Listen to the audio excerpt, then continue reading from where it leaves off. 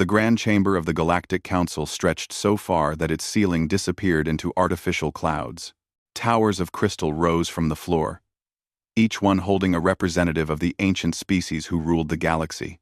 The chamber had stood for 10,000 years, and in all that time, it had never witnessed a judgment quite like this one. Director Chen Zhao stood in the center of the chamber, a small human woman surrounded by beings that towered over her. Some of the council members floated in tanks of liquid methane. Others existed as pure energy contained in magnetic fields. A few were so alien that human eyes could barely process their shapes, but they all shared one thing. They looked down at humanity with disappointment and anger. "The human species stands accused," Architect Prime Velnath announced.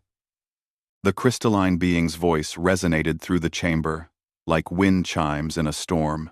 Velnath was old, so old that Earth had still been covered in dinosaurs when this creature first took its seat on the council. "You have violated the Accord of Peaceful Expansion 17 times.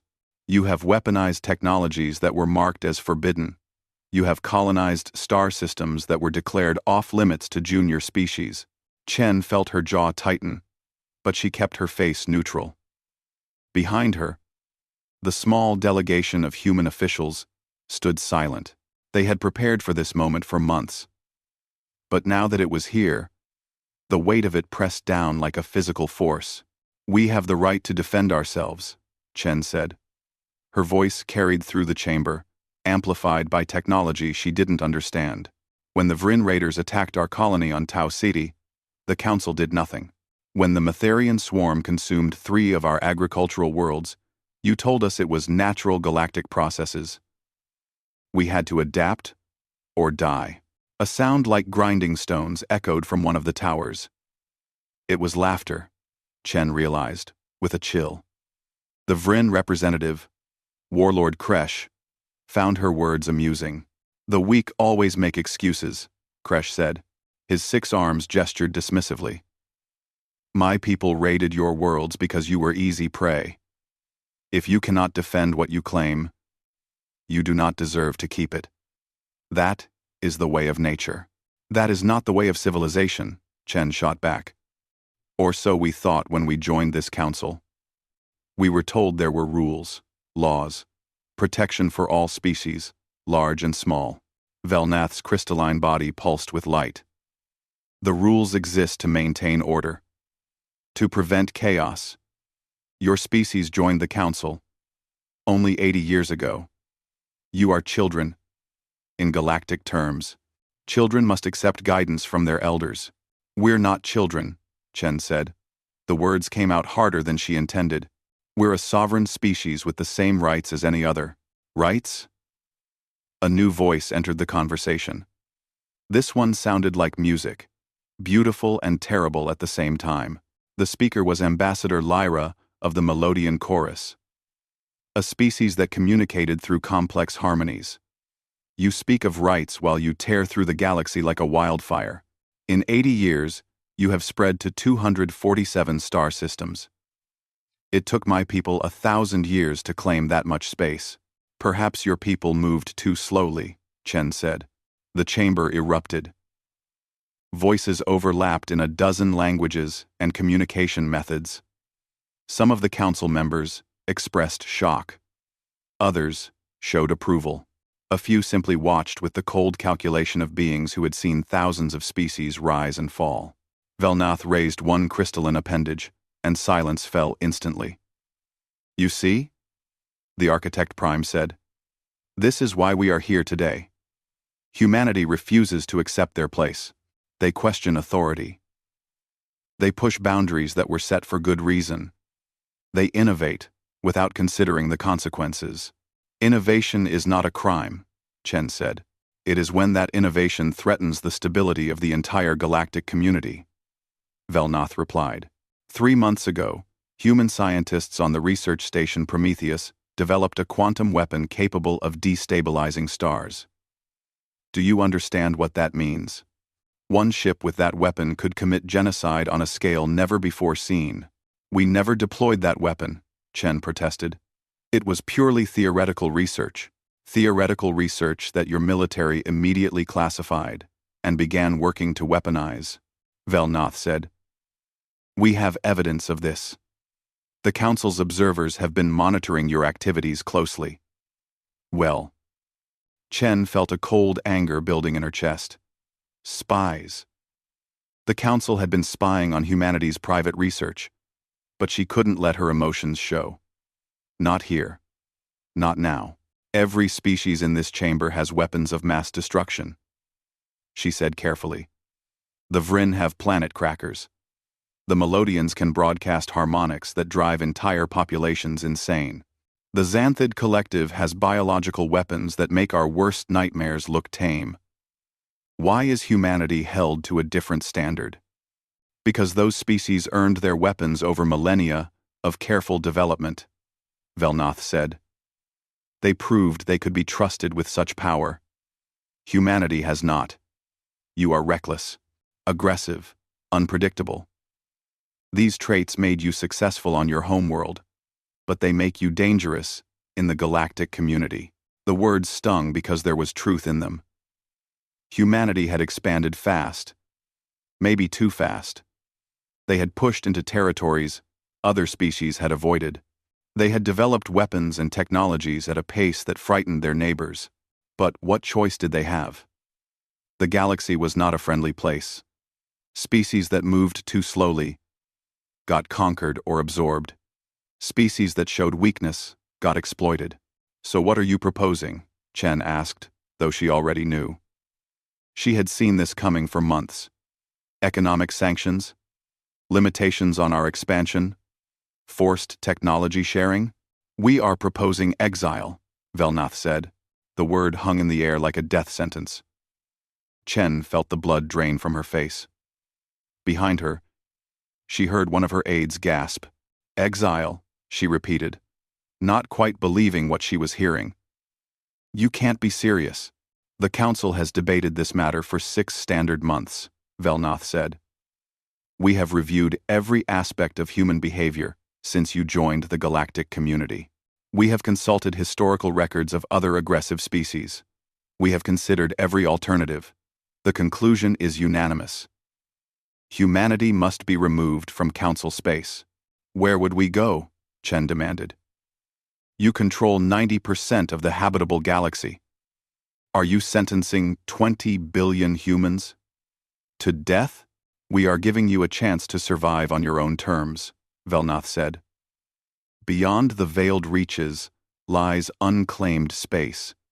It is dangerous, yes, filled with gravitational anomalies and dark matter storms. But it is vast. If humanity is as adaptable as you claim, you will survive. If not. The crystalline being's body pulsed with light that might have been a shrug. Then perhaps the galaxy is better off. Chen looked around the chamber, searching for allies. A few of the council members wouldn't meet her gaze. Others stared at her with expressions that ranged from pity to cold satisfaction. No one spoke in humanity's defense. How long do we have? She asked quietly. 30 standard years to evacuate all human presence from council space, Velnath said. That includes all 247 colony worlds, all research stations, all military installations, and all civilian ships. After that deadline, any human presence in council territory will be considered an act of war and dealt with accordingly. 30 years to move an entire civilization, Chen said. That's not enough time. It is more than generous, Velnath replied. Other species proposed 10 years. Some suggested immediate deportation. 30 years is a compromise. Chen felt the weight of 20 billion lives pressing down on her shoulders. She thought about Earth, the cradle of humanity, which would have to be abandoned. She thought about the colonies, some barely established, where people had invested their whole lives building new homes. She thought about the children born on distant worlds who had never seen Earth but considered those planets their true homes. Can we appeal this decision? She asked, knowing the answer. The Council's judgment is final, Velnath said. There is no appeal process for matters of galactic security. Chen took a deep breath. She had one card left to play, though it was a weak one. If you exile us, you create an enemy. Humanity will not forget this. We will not forgive it. You're taking everything we've built and throwing us into the void. What happens in 50 years? 100? What happens when we come back stronger? The chamber fell silent. Several council members stirred uncomfortably. But Velnath's crystalline body remained perfectly still. If humanity returns, the Architect Prime said slowly, they will find the Council ready to meet them. We have defended the galaxy for 10,000 years against threats far greater than one angry species. We are not afraid of you, Director Chen. We are simply tired of dealing with you. The words were delivered without emotion, which somehow made them worse. Chen realized in that moment that the Council didn't hate humanity. They didn't fear humanity. They simply found humanity inconvenient, like a persistent problem that needed to be removed. I have one last statement, Chen said. Her voice was steady now, cold and clear. You judge us for refusing to stagnate. You punish us for daring to grow faster than you think we should. You exile us for having the audacity to defend ourselves when you would not. Fine. We'll go. We'll take our 20 billion people, and our 247 worlds, and our dangerous innovations, and we'll build something new out in the void. She paused, making sure every council member was listening. But history will remember this moment. History will remember which of us was wiser. You, sitting here in your ancient chamber, clinging to rules that are 10,000 years old, or us, willing to face the unknown rather than accept a cage, no matter how gilded. Chen turned her back on the council, a gesture of disrespect that would have gotten her executed in some cultures. Her delegation followed her as she walked toward the chamber's exit. The massive doors opened before them, revealing the corridors of the council station beyond. Behind her, Velnath's voice echoed through the chamber one last time. 30 years, Director Chen. Not 1 day more. Chen didn't respond. She kept walking, her mind already racing ahead to the monumental task before her. 30 years. To evacuate an entire civilization. 30 years to prepare humanity for exile in the most dangerous region of known space. 30 years to transform from refugees into something else entirely. The doors closed behind her with a sound like thunder. In the chamber, the council members began to discuss other matters, already moving on from the human problem. They had made their decision. They had protected the galaxy from a dangerous, unpredictable species. In their minds, they had done the right thing. They had no idea what they had just unleashed. As Chen walked through the corridors of the council station, past representatives of a dozen species who now looked at her with pity or contempt, she made herself a promise. Humanity would survive this. They would adapt, as they always had. And someday, somehow, they would prove the council wrong. The exile would not be humanity's end. It would be their beginning. The first ships left Earth 3 months after the council's judgment. They were massive generation ships, each one carrying 200,000 people and everything they would need to survive for decades. Behind them came the colony arcs, slower but more heavily loaded with equipment, frozen embryos, and seed banks. Military vessels formed protective rings around the civilian ships, their weapons charged and ready for any attack. No attack came. The Council kept its word on that much at least. They gave humanity safe passage out of Council space, though they made sure to watch every step of the journey. Council observers tracked every ship, counted every person, and made detailed records of everything humanity took with them into exile. Captain Sarah Kim stood on the bridge of the generation ship Perseverance and watched Earth shrink in the view screen behind them. She had been born on Earth 32 years ago, had spent her whole life there until joining the Exodus fleet. Now, she was watching her homeworld disappear, knowing she would never see it again. Captain, we're receiving distress calls from the second wave, her communications officer reported. 3 colony arcs are experiencing engine malfunctions in the Mars orbital path. They're requesting assistance. Quote, Sarah felt her stomach tighten. It was starting already. The Council had given humanity 30 years to evacuate, but they hadn't offered any help. Every ship, every piece of equipment, every resource had to come from humanity's own reserves. And those reserves were stretched thin. Dispatch repair teams, she ordered. Have the Memphis and the Shanghai slow down to provide support. We can't afford to lose those arcs. Yes, Captain. The Perseverance continued its journey outward, past Mars, past Jupiter, toward the edge of the solar system where the rest of the fleet was gathering. Sarah had seen the projections. 20 billion people would need to be moved. The fleet would consist of over 10,000 major vessels and countless smaller support ships. It would be the largest migration in human history, and they were heading into the veiled reaches, a region of space that no sane species would voluntarily enter. Sarah pulled up the data on her console, reviewing what little information humanity had managed to gather about their destination. The veiled reaches were a massive region of space between the galactic arms, filled with dangerous anomalies. Dark matter storms could tear a ship apart in seconds.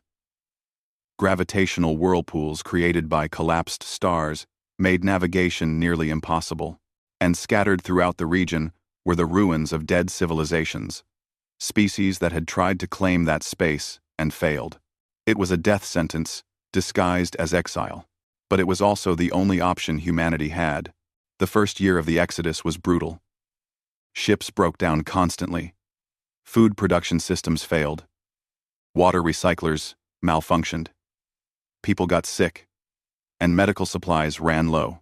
Worse, morale began to crumble as the reality of their situation set in. They were refugees, with no home to return to, heading into unknown dangers with no guarantee of survival. Sarah spent most of her time dealing with emergencies. A fire in the hydroponics bay. A hull breach in Section 7. A violent fight between two families competing for limited resources. Every day brought new problems, and every problem had to be solved with limited tools and stretched supplies. But humanity adapted. They always adapted. Engineers worked miracles with broken equipment, finding ways to repair systems that should have been unrepairable. Doctors developed new treatments using limited medicines. Agricultural specialists modified crop growth patterns to work with less water and energy. People learned to live with less, to cooperate more, to see the entire fleet as one extended family fighting for survival. 5 years into the journey, something unexpected happened. A research vessel called the Galileo, exploring ahead of the main fleet, discovered a derelict station floating in the void. It was enormous, easily 5 times larger than any council station. And it was old. Analysis suggested it had been abandoned for at least 50,000 years. Dr. Marcus Chen, the lead scientist aboard the Galileo, sent back excited reports. The station's technology was unlike anything humanity or the Council had ever seen. Its power systems still functioned, drawing energy from the fabric of space itself. Its computers, though damaged, contained vast databases of information, and its construction methods suggested a level of advancement far beyond what the Council had achieved. This changes everything, Marcus said during a video conference with the fleet's leadership. His face filled Sarah's screen, his eyes bright with excitement despite the exhaustion that showed in every line of his face. Whoever built this station was playing with physics in ways we've barely theorized about. If we can understand even a fraction of their technology, we might actually have a chance out here. Sarah felt a flutter of hope in her chest, the first real hope she'd felt in 5 years. How long will it take to study? Years, Marcus admitted. Maybe decades. But we have to try. This could be the key to our survival. The fleet leadership made a decision. A portion of the Exodus fleet would continue deeper into the veiled reaches, searching for a suitable location to establish a permanent home. The rest would remain near the derelict station, studying it and trying to unlock its secrets. Sarah volunteered to stay with the research group. The Perseverance became a mobile base of operations, with engineering teams working around the clock to explore the ancient station. What they found astonished them. The station had belonged to a species called the progenitors, though humanity only learned that name from fragmentary records.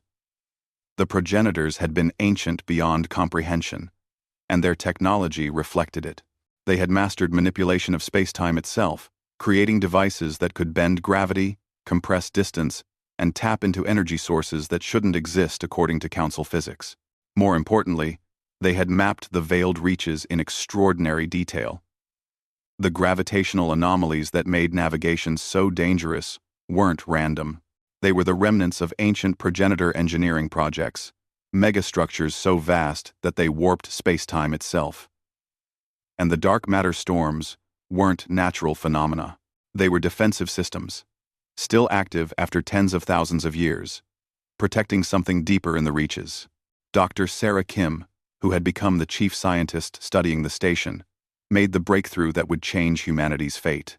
She was examining the station's propulsion systems when she noticed something odd. The gravitational anomalies that made the veiled reaches so dangerous could be used as a form of faster-than-light travel far superior to anything the Council possessed. Council jump gates worked by creating artificial wormholes between two fixed points. They were reliable, but slow, and they required massive infrastructure at both ends. The progenitor technology was different.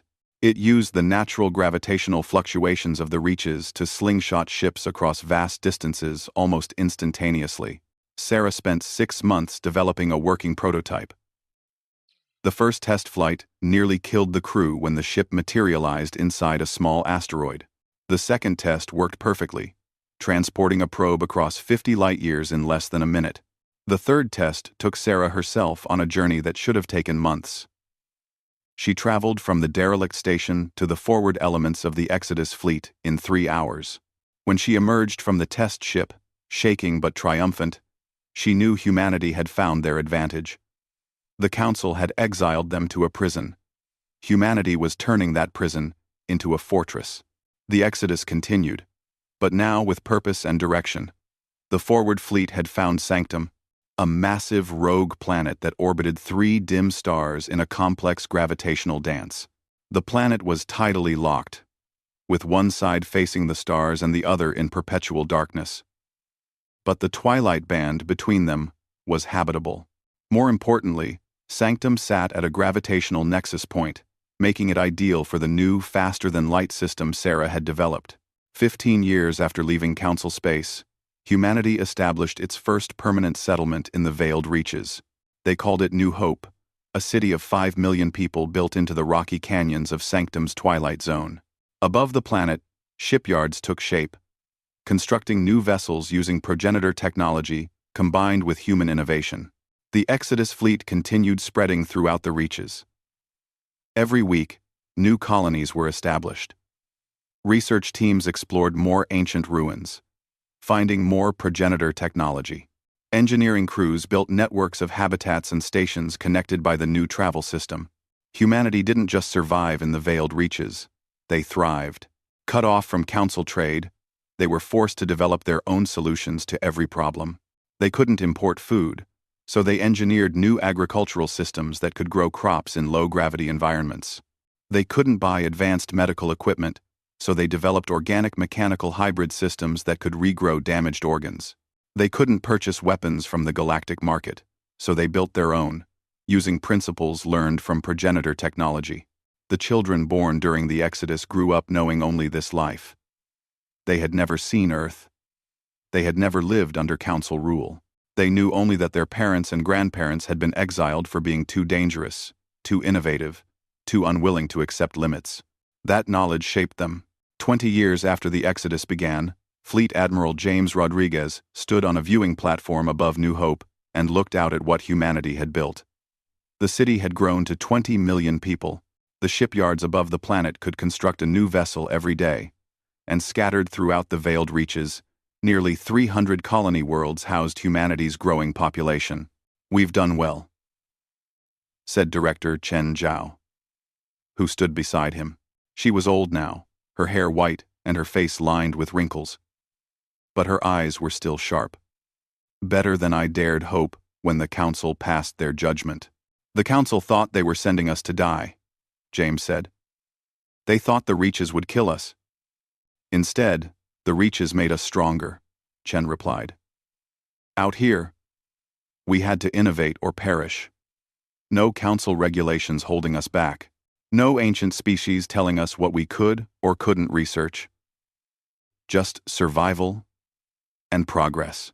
James nodded. Below them, the city pulsed with life. He could see the research towers where scientists worked on projects that would have been forbidden in council space. He could see the military academies training a new generation of soldiers. He could see the spaceports where civilian ships launched every hour, carrying people and goods between the scattered colonies. The question is, James said quietly, what do we do now? We've survived the exile. We've built something new out here. But we can't stay hidden forever. Eventually, the council will notice us again. Chen smiled. A cold expression that reminded James why this woman had been chosen to lead humanity through its darkest hour.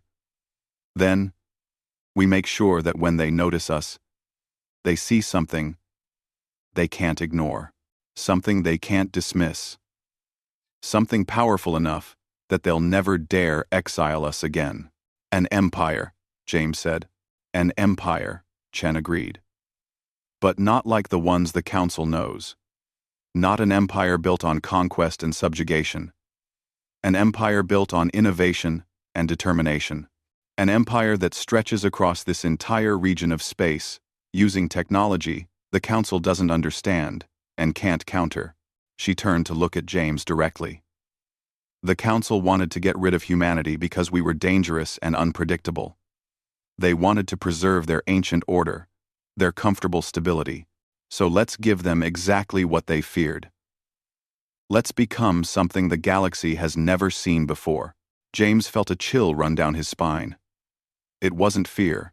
It was anticipation. The Exodus had lasted 20 years so far, with 10 more years, until the Council's deadline expired.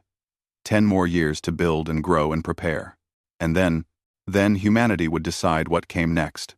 In the depths of space, in the dangerous regions the Council had abandoned, a new civilization was taking shape. It was human. But it was also something more. Forged in the fires of exile, tempered by the challenges of the veiled reaches, shaped by the ancient technology of species long dead, the Council had tried to remove a problem. Instead, they had created their own worst nightmare, and the clock was ticking. 50 years had passed since the Council exiled humanity. To the ancient species that governed the galaxy, 50 years was barely a moment. Most had already forgotten about the troublesome humans who had been sent into the veiled reaches to die. But some remembered. Inquisitor Kalesh of the Vryn stood in his war chamber, studying the reports that had been filtering in over the past 6 months. The Vryn were warriors by nature. Their culture built on strength and conquest. But they were not stupid. Kalesh had risen to the position of Inquisitor by being more than just a skilled fighter.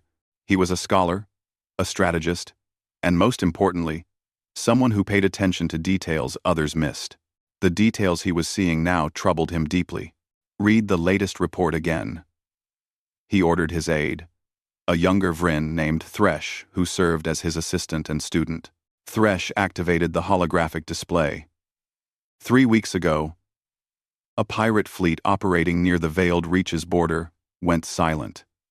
17 ships, all heavily armed, all experienced raiders. They were last seen entering an asteroid field on the edge of Council space, pursuing a merchant vessel. And, Kalesh prompted, though he had memorized every word of the report, search teams found the pirate ships 5 days later. All 17 vessels were intact. No hull breaches, no signs of battle damage. But every crew member was dead. Medical analysis suggests they all died simultaneously, from what appears to be massive neural trauma, as if their brains simply stopped working. Kalesh said softly, "Yes, Inquisitor. The medical teams have no explanation. The ship's logs show nothing unusual. One moment the pirates were preparing to board the merchant vessel, the next moment they were all dead." Kalesh's 4 eyes narrowed. His 6 arms moved restlessly, a sign of deep thought. And the merchant vessel they were chasing? Disappeared. No trace of it in the system. Jumpgate records show no ship matching its description leaving through any of the nearby gates. Show me the other incidents. Thresh changed the display. More reports appeared, each one more disturbing than the last. A council patrol that vanished near the Reach's border. Their ships found months later drifting empty in deep space. Unidentified vessels detected moving through council territory without triggering any jump gates. Impossible, according to known physics. Encrypted transmissions picked up by council monitoring stations, using a code that no council AI could break. And always, the incidents clustered around the border of the Veiled Reaches. The council leadership dismisses these as unrelated anomalies, Thresh said. They say the Veiled Reaches are unstable, that strange things happen near gravitational anomalies. They refuse to authorize a full investigation. The council leadership are old and comfortable, Kalesh said. They see only what they want to see. But I am Vryn. My people understand that the greatest danger comes from the enemy you've forgotten about. He made his decision. Prepare my personal ship. We're going to the Reaches. Inquisitor, that's forbidden without council authorization. If you're caught, then I'll deal with the consequences, Kalesh interrupted. But I will not sit here while something dangerous grows at the edge of our territory. Someone needs to investigate. It might as well be me. 3 days later, Kalesh's ship crossed into the Veiled Reaches. He brought only a small crew, volunteers who understood the risk they were taking. Going into the Reaches violated council law. If they died out here, no one would come looking for them. The first week was uneventful. They found what Kalesh expected: gravitational anomalies, dark matter storms, the occasional derelict from some ancient civilization. It was dangerous space, but manageable if you were careful. The second week, they found something that changed everything. Inquisitor, we're picking up energy signatures, the ship's sensor officer reported. Multiple sources. They don't match any known technology in our database. Show me. The display lit up with dozens of points of light. They were spread across a vast area of space, connected by what appeared to be some kind of network. Stations, habitats, ships moving between them using a travel method that made no sense according to council physics. There's a civilization here, Kalesh whispered. An entire civilization in the Reaches. Could it be survivors from one of the extinct species? Thresh asked. No. Look at the construction methods. The materials. This technology is recent. Within the last few decades, Kalesh felt his pulse quicken. It's them. It's the humans. Impossible, Thresh said. The council sent them here to die. They couldn't have survived, let alone built all of this. Never underestimate an enemy, Kalesh said, remembering an old Vryn proverb. Especially one you've humiliated and left for dead. They moved carefully through the outer edges of human space, scanning everything they could without getting too close. What they found exceeded Kalesh's worst fears. Humanity hadn't just survived. They had transformed. The technology signatures they detected were completely different from what humans had used 50 years ago. More advanced, more efficient, based on principles that seemed to violate several fundamental laws of council physics. The ships they glimpsed moving through the void didn't use jump gates or conventional drives. They seemed to slide through space itself, appearing and disappearing in ways that made tracking them impossible. We need to get closer, Kalesh decided. I need to see one of their colonies up close. That's extremely dangerous, Thresh warned. If they have detection systems we can't understand, they might have already spotted us. A risk we must take. Choose a small colony, something that won't be heavily defended. They approached a moon orbiting a gas giant, where scans showed a small human settlement of perhaps 500,000 people. Kalesh kept his ship's stealth systems active, using every trick he knew to avoid detection. They were within visual range when the communication came. Vryn vessel, please power down your weapons and identify yourself. The voice spoke perfect Vryn language. which was concerning in itself. Few humans had learned Vrin. This is Lieutenant Commander Jessica Torres of the Eternal Ascendancy. You are in violation of our territory. Kalesh felt his heart skip a beat. Eternal Ascendancy? When had humans formed an empire? I am Inquisitor Kalesh of the Galactic Council, he transmitted back. I am here on an investigative mission. The Council has no authority in the Veiled Reaches, the voice replied.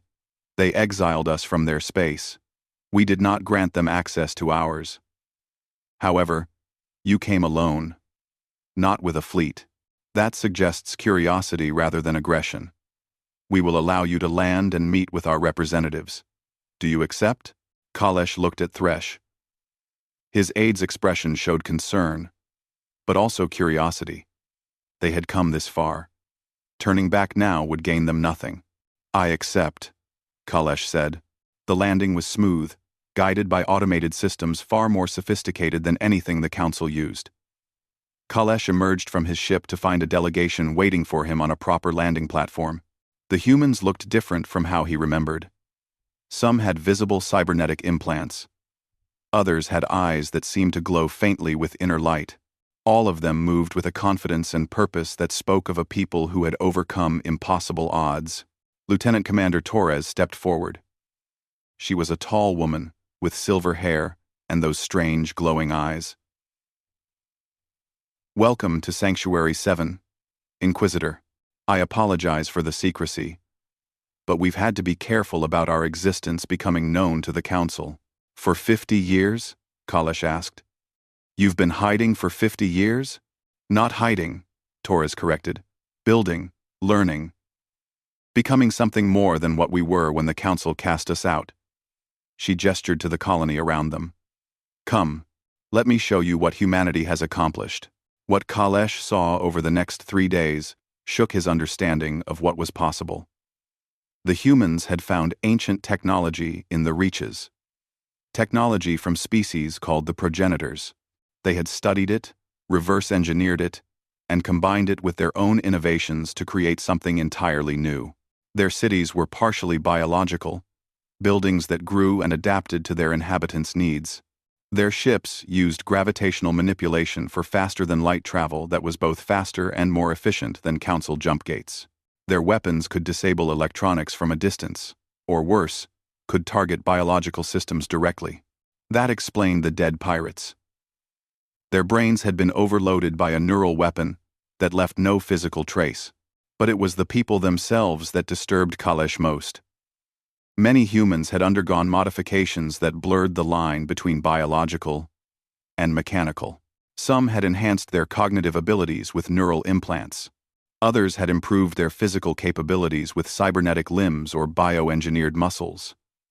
A few had taken it even further, becoming something that was no longer quite human. You're creating a post-biological civilization, Kalesh said to Torres as they watched workers assembling a new ship in orbit. We're creating whatever we need to be to survive and thrive, Torres replied. The Council wanted us gone because we refused to accept their limits. Out here, there are no limits except the ones we impose on ourselves, and we've decided to impose very few. This is dangerous, Kalesh said. The Council has rules about biological and cybernetic modification for good reasons. Species that go too far down that path lose themselves. They become something other than what they were. Good, Torres said simply. What we were got us exiled and nearly killed. What we're becoming will ensure that never happens again. On the 4th day, Kalesh met with someone called Imperator Marcus Reeves. The title alone was concerning. Imperator suggested military authority, possibly dictatorial rule. But Reeves turned out to be a middle-aged man with an easy smile and thoughtful eyes. Inquisitor, Reeves greeted him. I hope Lieutenant Commander Torres has made you comfortable. It's rare that we have visitors from Council space. I'm here without authorization, Kalesh admitted. The Council doesn't know about your existence. Most of them think you all died decades ago. We know, Reeves said. We've been monitoring Council space carefully. We have agents throughout the galactic community, humans who look and act normal, but who report back to us about Council activities. Spies, Kalesh said flatly. Information gatherers, Reeves corrected. We're not planning to attack the Council, Inquisitor. We simply want to make sure they don't attack us first. After what happened 50 years ago, can you blame us for being cautious? Kalesh couldn't. If his people had been exiled like this, they would have spent every moment planning revenge. The fact that humans seemed more interested in building than destroying was actually reassuring. What do you want me to do with this information? Kalesh asked. I assume you didn't welcome me here just to show off your accomplishments. We want you to make a choice, Reeves said. You can return to Council space and report what you've found. The Council will mobilize their fleets, try to destroy us before we become too strong. Many will die on both sides, and the outcome is far from certain. Or, Kalesh prompted. Or you can join us. Share your knowledge. Help us prepare for the day when we reveal ourselves to the Council on our own terms. We're building something new here, Inquisitor. Something better than the stagnant empire the Council has maintained for 10,000 years. We're not just humans anymore. We're the eternal ascendancy, and we welcome all species who want to grow beyond their limitations. Kalesh felt torn.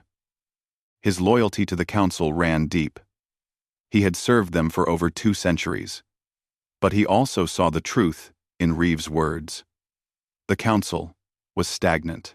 They had maintained the same structures, the same rules, the same hierarchies for millennia. They punished innovation and rewarded conformity. The humans offered something different. Dangerous. Yes. Unpredictable. Certainly. But also vibrant. With possibility. I need time to think, Kalesh said. Of course, Reeves replied. Take all the time you need. But I should warn you. If you return to Council space and report what you've found, you'll become a target. We have too much invested in our secrecy to let it be compromised easily. It was a threat, delivered politely but unmistakably. Kalesh appreciated the honesty. He spent a week in human space, touring more colonies, meeting more people, learning more about what humanity had become. He saw universities where students from a dozen species studied together, all of them refugees or volunteers who had left Council space to join the Ascendancy. He saw research facilities pushing the boundaries of science in ways that would have been forbidden under Council law. He saw a military that was smaller than he expected, but equipped with technology that would terrify the Council. And he saw hope. Real hope. The kind that came from people who had been broken and rebuilt themselves stronger. In the end, Kalesh made his decision. He sent one message back to Council space, a heavily encrypted transmission to a few trusted contacts. In it, he warned them that humanity had survived and grown strong. He advised caution and preparation. He suggested that the Council's greatest mistake had been exiling humanity rather than finding a way to coexist with them. Then he destroyed his ship's navigation logs and formally requested asylum in the Eternal Ascendancy. Imperator Reeves granted it immediately. Welcome, Inquisitor. Or should I say, welcome, Ambassador Kalesh, because you're going to help us prepare for the day when the Council can no longer ignore us. Kalesh nodded. He had made his choice. For better or worse, he was now part of humanity's grand experiment. And somewhere deep in Council space, his warning messages were being read by people who would have to decide what to do about the empire growing in the void. The deeper Kalesh traveled into human space, the more questions he had. The technology was impressive. Yes. The civilization they had built was remarkable. But there was something else. Something the humans weren't telling him. He could sense it in the way certain conversations would stop when he entered a room, the way some facilities were marked as off-limits, even to him. You're keeping secrets, he said to Imperator Reeves during one of their regular meetings. They had become almost friendly over the months since Kalesh's arrival, but there was still a wall between them. Reeves didn't deny it. We're keeping one very large secret, and I've been debating whether to share it with you. It's dangerous knowledge, Kalesh. The kind that changes how you see the universe. I'm not a child to be protected from difficult truths, Kalesh replied, his 6 arms crossing in a gesture of determination. Reeves studied him for a long moment. No, you're not. And you've proven your loyalty to us over these past months. Very well. Come with me. There's something beneath Sanctum that you need to see. They descended deep into the planet's crust. Past the habitation levels. Past the industrial zones. Past the military installations. The elevator seemed to go on forever, dropping through kilometers of rock. Kalesh's inner ears told him they were far below the surface now, deeper than any normal facility would need to be. The elevator finally stopped in a massive cavern that had been carved out of solid rock, but it wasn't empty. In the center of the cavern sat a structure that made Kalesh's breath catch in his throat. It was a perfect sphere, 30 meters in diameter, hovering a meter above the floor without any visible support. Its surface was covered in symbols that hurt to look at, geometric patterns that seemed to shift and change when viewed from different angles. The air around it hummed with barely contained energy. What is this? Kalesh whispered. This is a progenitor archive, Reeves said. We found it 7 years after the Exodus began. It's been the source of most of our technological advances, but more importantly, it's been the source of a terrible truth about the Galactic Council. Reeves gestured, and the sphere responded. Images began to appear in the air around them. Holographic displays showing events from millions of years ago. Kalesh watched, his 4 eyes wide with shock, as the archive revealed its secrets. The progenitors had been real. A species so advanced that they made the current Galactic Council look like children playing with simple tools. They had mastered control over space-time itself, could manipulate matter at the quantum level, and had achieved a form of existence that transcended physical bodies. They had spread across the entire galaxy, building wonders that defied imagination. But then something had gone wrong. The higher dimensions, Reeves explained as the images shifted to show something that Kalesh's mind struggled to comprehend. The progenitors discovered that reality has more dimensions than we can perceive. And in those dimensions, there are entities, beings of pure energy and consciousness that exist beyond our understanding of physics. The images showed the progenitors making contact with these entities. At first, it seemed like a triumph. Knowledge flowed from the higher beings to the progenitors, accelerating their advancement even further. But then the entities began to demand things. Sacrifices. Changes. The progenitors found themselves becoming something other than what they had been. Some of them transcended. Reeves continued. They left physical reality entirely and joined the higher dimensional entities. But others fought back. They realized that transcendence wasn't evolution, it was consumption. The higher entities were feeding on the progenitors, absorbing their consciousness and knowledge. The images showed a war unlike anything Kalesh had imagined. The progenitors fought against beings that could manipulate reality itself. Entire star systems were destroyed. Regions of space were torn apart. The galaxy itself was damaged by the conflict. The progenitors lost, Reeves said quietly. They were too far gone. Too many of them had already transcended and couldn't be saved. So the survivors did the only thing they could. They created a failsafe. The images showed the creation of the Galactic Council. Not as a natural evolution of galactic civilization, but as a deliberate containment system. The progenitors had gathered representatives from younger species, given them enough technology to maintain order, and programmed them with a simple directive: prevent any species from advancing too far, too fast. The Council isn't a government, Kalesh said slowly, horror dawning on him. Yes, Reeves confirmed. Every rule, every restriction, every limitation the Council places on species advancement, they're all designed to keep us from attracting the attention of the higher dimensional entities. The progenitors knew that if another species reached their level of advancement, the entities would notice again. So they created a system to keep everyone in perpetual adolescence. Kalesh felt his world crumbling.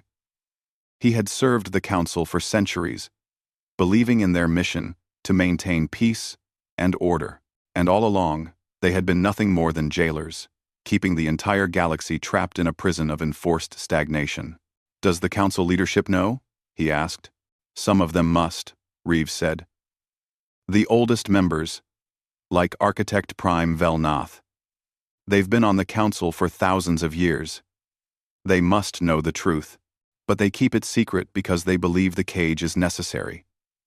Better to keep everyone safe and limited than risk attracting the entities again. And you?" Kalesh turned to face Reeves directly. "You know about the entities. You know what happened to the progenitors.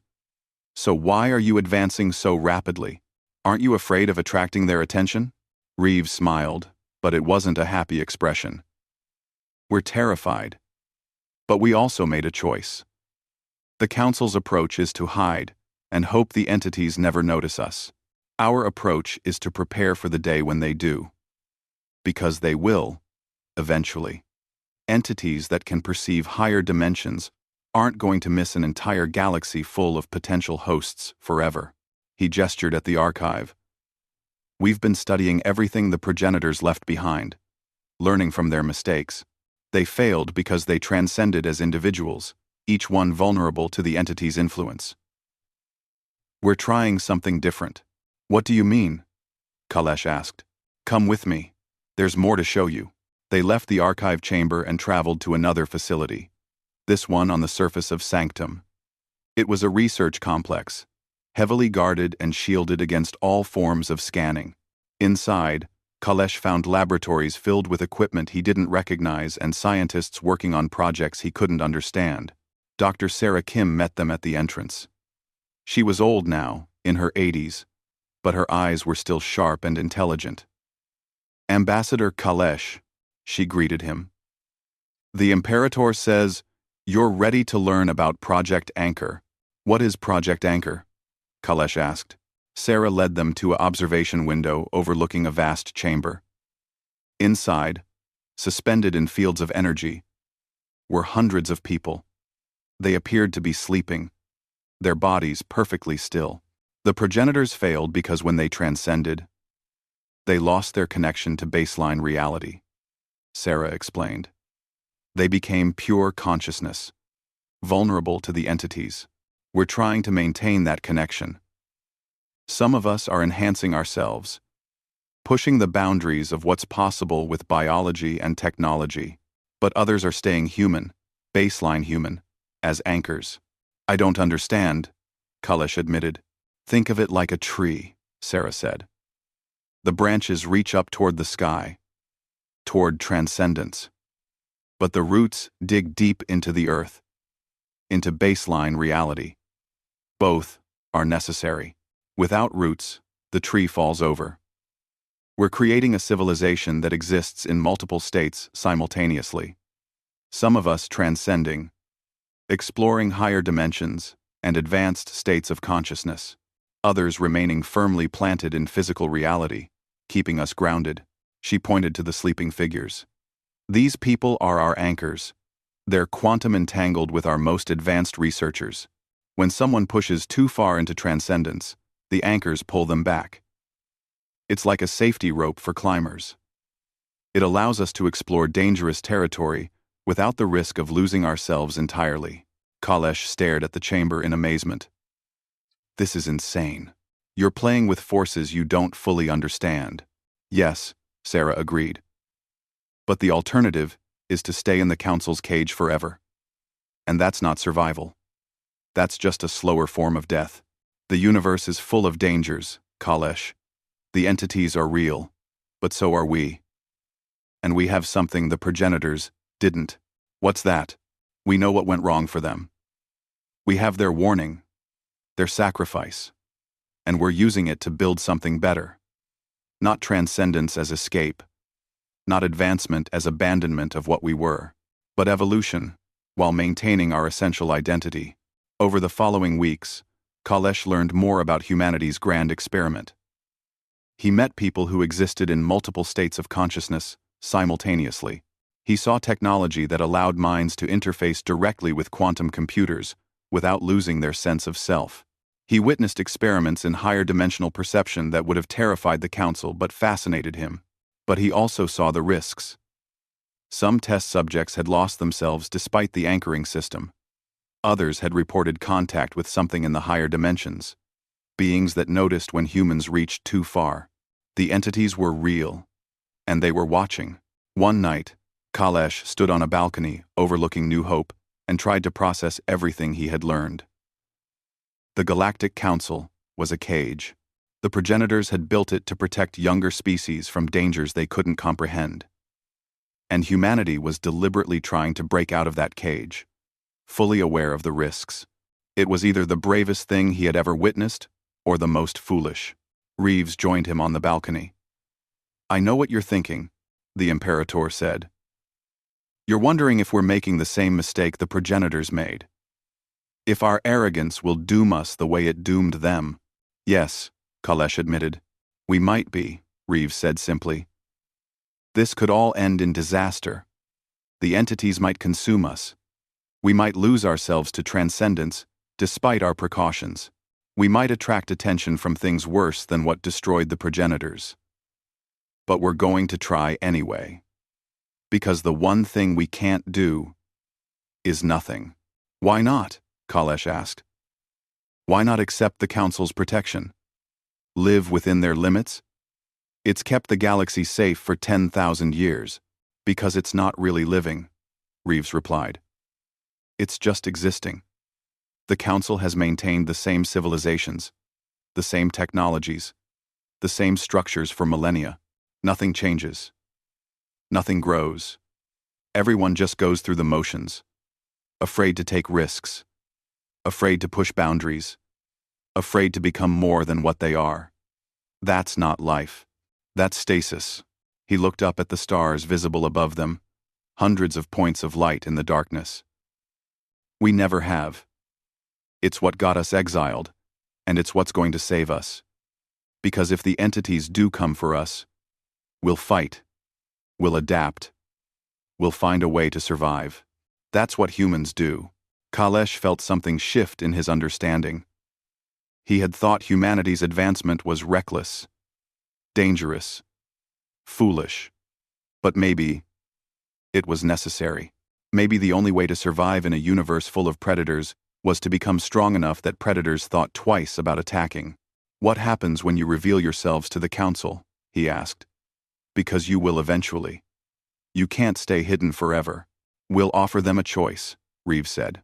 "Join us in evolution or stay in their preserve of enforced safety. Some will join. Some won't. Either way, the galaxy is going to change. The progenitor's cage is breaking, Kalesh. Not because we're destroying it out of spite, but because it was never meant to hold us forever. The progenitors hoped that younger species would eventually grow strong enough to face the entities without being destroyed. We're trying to be that species." "We have. And if you're wrong?" Kalesh asked. "If the entities come and you can't stop them?" Reeves smiled. "Then at least we'll die free. Better to burn bright and fast than to dim slowly in a cage. That's the human way. Always has been. Always will be." Kalesh looked out at the city of New Hope. At the ships moving through the void above it. At the constellation of human colonies stretching across the veiled reaches. An empire built by exiles. A civilization created from desperation and determination. A species that refused to accept limits, even when those limits were designed to protect them. He made his final decision in that moment, not just to stay with humanity, but to believe in their vision. It was dangerous, it was probably foolish, but it was also magnificent in its audacity. "Count me in," he said to Reeves. "Whatever happens next, I want to be part of it." Reeves clasped his shoulder. "Welcome to the eternal ascendancy, Ambassador. Now, let's prepare for the day when we introduce ourselves to the galaxy." In the darkness above them, in dimensions beyond normal perception, things stirred and took notice. The humans were reaching upward again, just as the progenitors had. The entities remembered what happened last time. They were curious to see if this young species would make the same mistakes, or if they would find a new way forward. 130 years after the exile, the Galactic Council was facing a crisis unlike any in its 10,000-year history. It started small, barely noticeable at first. A few minor species began leaving the Council, declaring independence and vanishing into the void. The Council's leadership dismissed it as insignificant. Species left occasionally. It was rare, but not unprecedented. But then larger species began to leave. The Methodian Chorus, a civilization of 500 worlds, announced they were withdrawing from Council space. The Xanthid Collective, a powerful military force, declared they would no longer follow Council regulations. Within 6 months, over 50 species had formally left the Council, taking with them millions of ships and trillions of citizens. Architect Prime Velnath called an emergency session of the Council leadership. The ancient crystalline being had been in power for thousands of years, and in all that time, it had never felt the fear that gripped it now. "Where are they going?" Velnath demanded. 50 species don't just disappear. They must be going somewhere. "We've tracked some of them," reported Intelligence Director Thane, a 4-armed Vryn who had taken over after Kalesh's disappearance. "They're heading toward the Veiled Reaches. All of them. The region we exiled the humans to over a century ago." Silence fell over the chamber. The Council members looked at each other with growing dread. "The humans," someone whispered. "The humans are still alive. More than alive," Thane continued. "Our intelligence suggests they've built something in the Reaches. Something large. We've intercepted communications, fragments of data, reports from traders who claim to have done business with a civilization called the Eternal Ascendancy. Send a fleet," Warlord Kresh growled. "If the humans have survived, we crush them before they become a threat." "We've tried," Thane said quietly. 3 months ago, we sent a battle group of 50 ships to investigate the Reaches. They never returned. 2 weeks ago, we sent a larger fleet, 200 ships, including 3 dreadnoughts. We received 1 transmission before they went silent. "Show us," Velnath commanded. The transmission played. It showed the bridge of a Council dreadnought, alarms blaring, crew members shouting in panic. Then a voice, calm and human, cut through the chaos. "Council ships, you are in violation of Ascendancy space. Power down your weapons and prepare to be escorted to the border. This is your only warning." The Council captain's voice responded, full of arrogance. "We don't recognize your authority. The Council rules this galaxy. Stand down, or be destroyed." There was a pause. Then the human voice spoke again. Sadder now. "So be it." The transmission showed the dreadnought systems simply stopping. Engines went offline, weapons powered down, life support systems cut out. Every electronic system on every ship in the fleet failed simultaneously. And then the transmission ended. "They're all dead," Thane said. 200 ships, 50,000 crew members, all killed without a single shot being fired. Our recovery teams found the fleet drifting in space a week later. Every electronic system was completely fried. No survivors. Velnath felt something it hadn't experienced in millennia. Genuine fear. What kind of weapon can do that? "Well, we don't know," Thane admitted. "But we do know this. Humanity has advanced far beyond where they were when we exiled them. Whatever they found in the Reaches, whatever they've built, it's made them more powerful than any single Council species. Possibly more powerful than all of us combined." 1. "That's impossible," Kresh protested. 130 years? "No species advances that quickly. Humans do," said a new voice. Everyone turned. Standing in the entrance to the chamber was a figure they all recognized, though he had been gone for decades. Kalesh walked into the room, his 6 arms spread in a gesture of peace. "You're alive," Velnath said, shock evident in its voice. "We thought you were lost in the Reaches." "I was found in the Reaches," Kalesh corrected. "By humanity. I've spent the last 70 years living among them, learning from them, and helping them prepare for this moment. I've come as their ambassador, Architect Prime.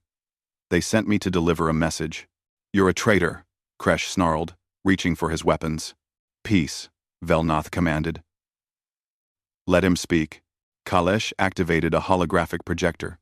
Images filled the chamber, showing human cities, ships, technology, and most shocking of all, representatives from dozens of species living and working alongside humans. The eternal ascendancy is real, Kalesh said. It consists of 3,000 human worlds and another 5,000 worlds inhabited by species who have left the Council to join humanity. Total population: over 5 trillion beings. Military strength: unknown, but sufficient to defend against any force the Council could send. Technological level: far beyond anything in Council space. How? Velnath whispered. How did they achieve this? They found the truth, Kalesh said. The truth you've been hiding for 10,000 years. They discovered what the progenitors were, and what really destroyed them. They found out that the Council isn't a government, it's a cage designed to keep younger species from advancing too far. The chamber erupted in chaos. Council members shouted denials, demanded explanations, accused Kalesh of lying. But Velnath's silence was more telling than any words could have been. It's true, the Architect Prime finally said. The Council was created by the progenitors to prevent any species from attracting the attention of higher dimensional entities. Everything we've done, every rule we've enforced, every limitation we've placed on advancement, it was all to protect the galaxy from a threat you cannot imagine. And you never told us, Kalesh said. You let entire civilizations stagnate for millennia. Convinced them it was for their own good, all while hiding the real reason. The humans discovered the truth, and they made a different choice. They chose to advance anyway, to prepare for the entities, rather than hide from them. They'll doom us all, Kresh said, or they'll save us all, Kalesh countered. That remains to be seen. But one thing is certain. The old order is ending.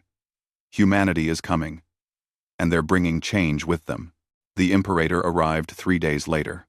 The human fleet emerged from the veiled reaches in a way that defied all understanding.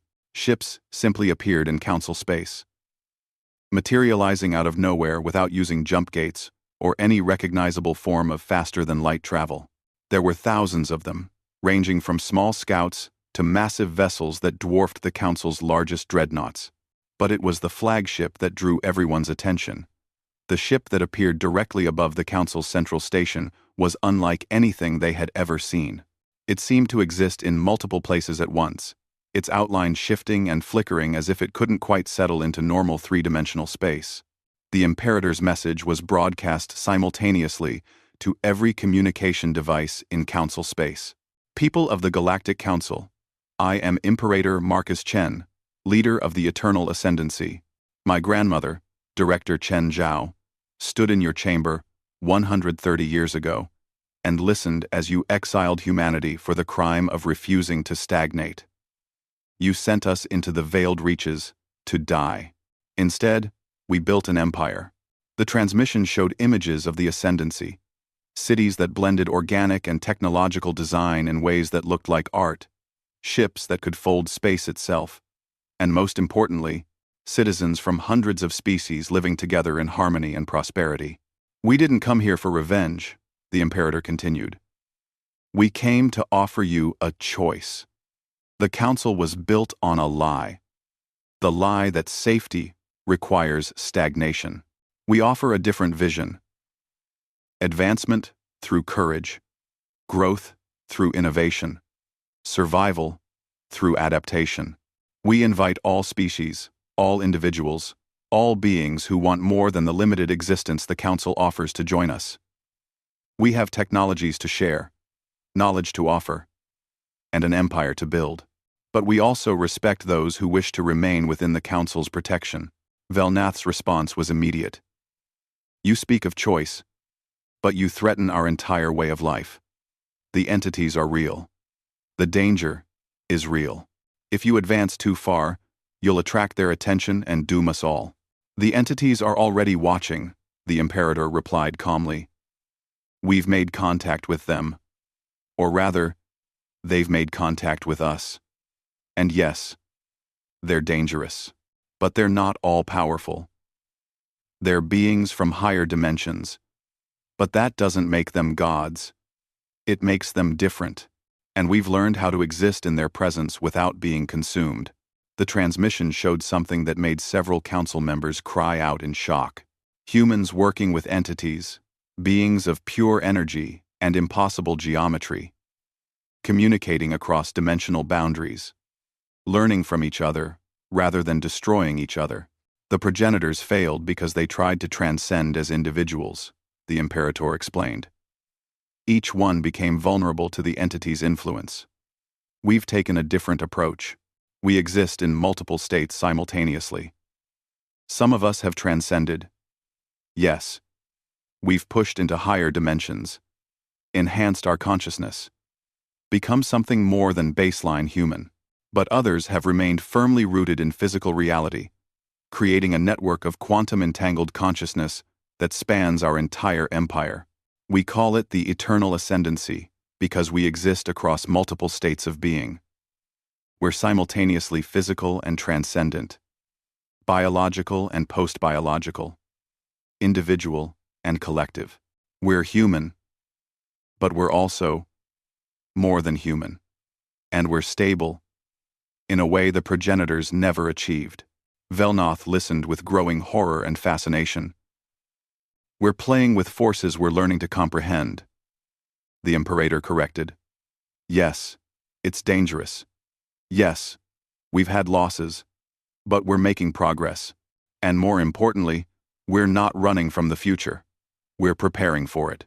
The Imperator's image shifted, and suddenly, he was standing on the bridge of his ship, surrounded by a crew that included humans, Vryn, Methodians, and a dozen other species. This is what we offer: a civilization where advancement is encouraged, not restricted. Where innovation is celebrated, not feared. Where all beings can reach their full potential, rather than being kept in perpetual childhood. Join us, and help build something greater than what came before. And if we refuse? Velnoth asked. Then you remain in council space, protected by the rules and structures the progenitors built, the Imperator said. We're not here to conquer. We're not here to destroy. We had my 7. We had not here to destroy. We're simply here to offer an alternative. Some species will join us. Others will stay with you. The galaxy is large enough for both visions to exist. But understand this. The old order is ending, whether you accept it or not. The progenitors built a cage to protect you from the entities. We're offering to teach you how to face them instead. One path keeps you safe, but limited. The other path offers growth, but risk. The choice is yours. The transmission ended, leaving the council chamber in stunned silence. Over the following weeks, the galaxy transformed. Billions of beings chose to leave council space and join the ascendancy. Entire species voted to abandon the council's protection and embrace humanity's vision of advancement. The council's economy collapsed as superior ascendancy technology flooded the market. Trade routes shifted, power structures crumbled, but not everyone left. Many species chose to remain within the council's protection, valuing safety over growth. The architect Prime Velnoth and its supporters maintained control over roughly half of what had been council space, creating a preserve of pre-transcendent civilization, where the old rules still applied. The galaxy split into 2 civilizations. The Council's Preserve, where advancement was carefully controlled, and the entities were kept at bay through enforced limitation, and the Eternal Ascendancy, where beings pushed the boundaries of what was possible, fully aware of the risks, but unwilling to live in a cage. Kalesh stood on a balcony of the Ascendancy's new diplomatic station, watching ships from 100 species arrive and depart. Beside him, Imperator Marcus Chen reviewed reports from the frontier worlds where humanity was establishing its first trans-dimensional colonies. Do you think we made the right choice? Kalesh asked. Some of my people see you as saviors. Others see you as destroyers of the old order. We're both. Marcus replied. That's the nature of change. We're destroying what was to build what could be. Whether that's right or wrong depends on what we do next. And the entities? Kalesh asked. You said you've made contact with them. What do they want? They're curious, Marcus said. The progenitors tried to fight them, to resist their influence, and it destroyed both species. We're trying something different. We're learning from them while maintaining our independence. It's a delicate balance. He pointed up at the stars. Out there, beyond normal space, we're building colonies that exist in multiple dimensions simultaneously.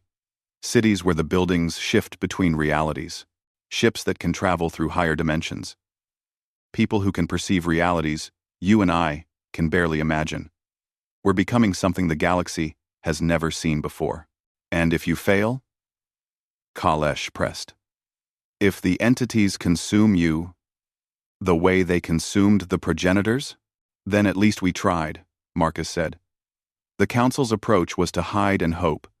Our approach is to grow strong enough that we can face whatever comes. One way leads to safety and stagnation.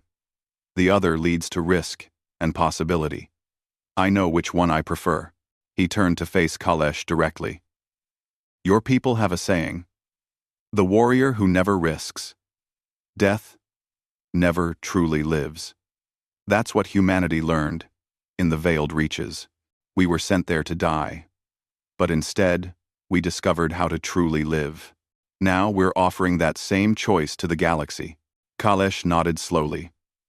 Below them, a ship departed for the frontier, carrying colonists who would help establish humanity's trans-dimensional empire. It was insane. It was dangerous.